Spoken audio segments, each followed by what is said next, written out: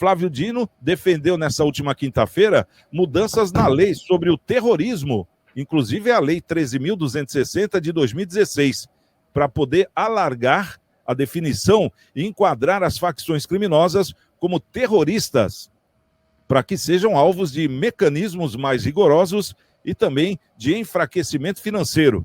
Segundo o ministro, fechar os caminhos de financiamento deve ser o centro da estratégia brasileira de superação da criminalidade organizada.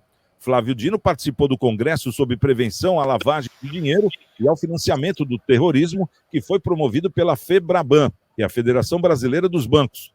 Segundo o ministro, a legislação trata o terrorismo como o ato de provocar terror social e generalizado, aludindo à sabotagem de meio de transporte, que foi o que aconteceu aí com essa facção de milicianos que fez isso no Rio de Janeiro. Tocou fogo em ônibus, né? Em trens, e impediu também a circulação de pessoas e de mercadorias. Então isso aí já enquadra eles como terroristas. Agora, o Paulo de Jesus, você como um criminalista, advogado conceituadíssimo, criminalista aqui da nossa Baixada, demorou para ser feito isso? E outra, pode ser feito isso? Eu penso que são questões distintas. O terrorismo que a legislação traz para nós, ela trata de questões atinentes à xenofobia, raça, cor, etnia, e que possam degringolar, entre outras coisas, nesse desassossego social, nesse terror social. Esse é o terrorismo internacional que nós conhecemos também. Quando nós tratamos de milícia, quando nós tratamos de tráfico de entorpecentes, de armas, de mulheres, nós estamos tratando de uma questão diversa. Eu penso que no Brasil, como nós legislamos, e digo isso com bastante frequência, ao sabor dos ventos, ou seja, o problema da hora precisa ser solucionado de qualquer maneira, nós temos alguns exemplos, né? O Estatuto do Desarmamento, a própria Lei Maria da Penha, o Estatuto do Idoso. Acontece um problema, nós vamos lá, assodadamente legislamos. E muitas vezes fazemos isso erradamente, ou de uma maneira ineficiente. A questão da Lei Maria da Penha, por exemplo, é uma legislação excelente, extraordinária, estamos no Outubro Rosa, mas ela não atende todas as circunstâncias peculiares da violência doméstica. Por exemplo, a comunidade LGBTQIA+, não está contemplada dentro desse cenário que a Lei Maria da Penha nos traz. É apenas um exemplo para dizer que essa atitude do ministro de legislar de forma assodada, olha, vamos tentar agora encaixar miliciano em terrorismo, é o que nós fazemos desde sempre. Por isso nós temos um Código Penal de 1940, as portas aí completando 100 anos, e que não dá uma resposta eficaz à sociedade brasileira. Então, nós deveríamos fazer com que a legislação que cuida de tráfico de drogas fosse melhor engendrada, nós tivéssemos a questão do tráfico de armas, da lavagem de dinheiro, da associação criminosa. Nós já temos legislação que trata de todas essas questões. O terrorismo, o terrorismo toca numa questão muito mais internacional do que propriamente uma questão doméstica, como a questão que acontece no Rio de Janeiro. Então, o ministro, que não é nem a função principal dele falar de composição de legislação, isso tem que ser feito no Congresso Nacional, na Câmara dos Deputados e no Senado Federal, ele me parece muito mais uma opinião e muito mais para dar uma resposta à sociedade, né, para mostrar que ele está trabalhando, do que propriamente trazer tecnicamente uma resposta que venha solucionar o problema das milícias no Rio de Janeiro, Santiago. Ô, Garuti, a gente viu aí as andanças, né, do nosso ministro, o Flávio Dino, e a gente tinha visto que o discurso dele era bem contrário à posição e ao posto que ele ocupa hoje, conforme nós falamos aqui. Agora, pelo menos o que a gente está vendo, isso aqui é o mínimo, ou pelo menos o normal, né, o natural de um ministro da Justiça querer esse enquadramento. Agora eu pergunto, como é que fica? Porque o crime organizado no Brasil, ele está presente em várias cidades, nos grandes centros, quase, se não todos, eu acho que 95%, né? Em cidades que tem morros, aqui na nossa região mesmo, a gente vê aí em Santos, São Vicente, Guarujá, Praia Grande, quer dizer, praticamente em todas as cidades a gente tem aí lugares onde o Estado não entra. Então, acho que esses lugares já poderiam ser considerados como aí lugares de moradia de terroristas, segundo o próprio ministro. mas como vamos atuar se hoje uma polícia está com falta de efetivo? Hoje, por exemplo, as leis, elas protegem mais os bandidos do que os policiais, né? Exige muito mais deles. Quando ele fala em mudar a lei, seria mudar o quê? A denominação de, por exemplo, criminosos para terroristas, ou seria um contexto de lei mesmo?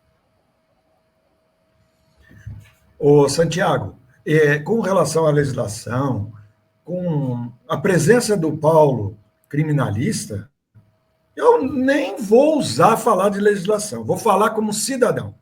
Exato. O que eu me lembro? O que vem à mente do então Marcelo Garuti, começando com 15 anos como office boy? Algumas crises. A crise no governo Fleury, para matar tudo quanto é policial militar, em função lá do Carandiru, e que foi negociado, sim, pelo governo uma trégua. E aí o PCC parece que surgiu. O Rio de Janeiro, que continua lindo, por sua vez caiu nas lábias de Leonel Brizola. E me parece que dali em diante também a coisa degringolou. A área civil e militar na Secretaria de Segurança, que hoje são duas, não é uma Secretaria de Segurança única, que foi desfeita no governo atual para ter dois secretário civil e secretário militar de segurança. Foi desfeita porque tinha mais de 1.000 cargos políticos. Então, era uma secretaria política. O Flávio Dino é político. Desculpa, eu não vejo ele parece que foi juiz, mas eu não vejo ele como um criminalista, um especialista da área, como o secretário de São Paulo, o Coronel Derrite. Então, mas eu sei muito pouco dessa área. O que eu sei como cidadão, onde o Estado não está presente, o crime predomina. E no Rio, além do Comando Vermelho, tinha as milícias, que faziam a parte das polícias regionais. Parece que hoje eles se juntaram e organizaram os territórios, mas para confrontar o poder. Então, o que a milícia fazia, protegendo determinadas comunidades do Comando Vermelho mais hostil, hoje eles estão associados, porque precisa defender os territórios deles, cada um com o seu pedaço do queijo. Infelizmente, o Rio de Janeiro está numa situação muito grave. São Paulo tem a mesma coisa, só que São Paulo tem outro flagelo, a Cracolândia espalhada pela cidade, que é o que mais chama atenção, aquele atropelamento aí de 16 pessoas. O mundo está doente, Santiago, o mundo está doente. E o Brasil é uma consequência. E o Flávio Dino, na minha opinião, ele está se parecendo bonitinho, passando perfume, porque tem uma vaga da STF em jogo. Você falou exatamente o que eu ia perguntar, só para encerrar o assunto aqui para o nosso querido Paulo de Jesus. Ô Paulo, justamente por esse, como vou dizer, padrão que o Flávio Dino tem, ele mudou muito, né? Mudou da água para o vinho. Você acha que é justamente para passar uma segurança para a população, porque ele possivelmente poderá ser o próximo indicado aí, no lugar da Carmen Lúcia, para o STF?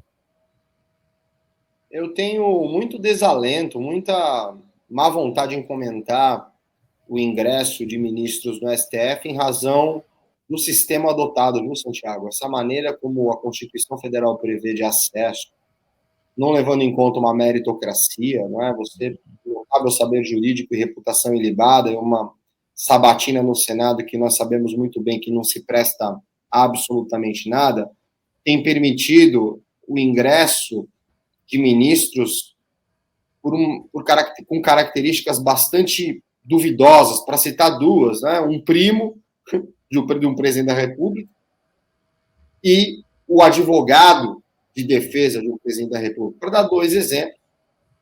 Se não, poderia citar todos os exemplos, porque ninguém aqui vai imaginar que uma pessoa vai indicar para ser ministro do STF um inimigo capital, vai indicar um amigo do peito, uma pessoa de total e restrita confiança, uma pessoa que, num momento de apuro, possa estar ao seu lado. A impressão que se tem é essa.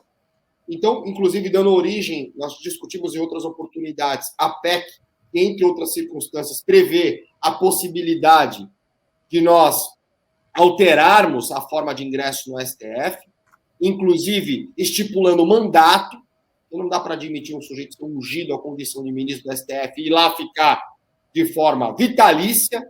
até os seus 75 anos, ou seja, sem prestar contas à sociedade, porque o político presta contas à sociedade.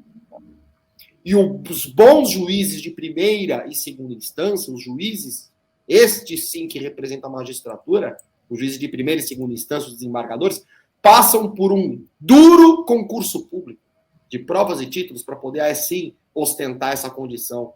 No STF não há essa exigência, tanto é que tem ministros lá que prestaram prova da magistratura por mais de uma vez e não foram aprovados. E são ministros da Suprema Corte Brasileira. Então, esse formato de ingresso no STF é algo lamentável. Então, dito isso, falar do Flávio Dino ser ministro do STF é outra situação absurda. Ele é um ministro de governo, um ministro político que está aí, eventualmente, manejando a máquina pública para poder vender uma imagem e ascender a ministro do STF. É lamentável, Santiago. Não duvido que isso seja um movimento para poder o seu nome ser melhor ventilado, ser melhor aceito, fazendo campanha política, evidentemente, para ser ministro. Não duvidaria que isso estivesse acontecendo. E se acontecer, é mais um exemplo desses que eu dei de lamentável escolha por critérios absolutamente duvidosos para compor a Suprema Corte Brasileira.